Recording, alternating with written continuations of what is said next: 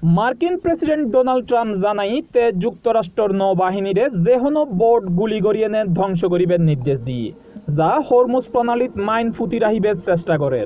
President Trump আরও জানাই প্রণালীর পানিতুন মাইন অপসারণ করিবার লাই মার্কিন মাইন সুপার জাহাজিগিন 3 গুণ বেশি মাত্রায় হাজ গড়ের।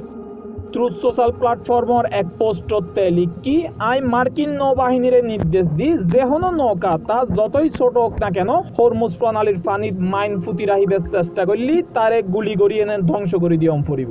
এই পর্যন্ত আরা ইরানের 159 বোট সমুদ্র তলদেশত ফাটাই দি তে আরো লিখি আর মাইন সুইপার জাহাজিগিন এখনই প্রণালী পরিষ্কার করেন এবং এই কার্যক্রম আই অব্যাহত রাখিবার নির্দেশ দিই।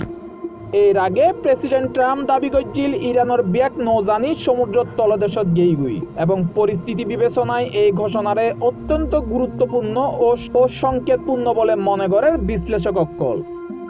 International desk C+ TV।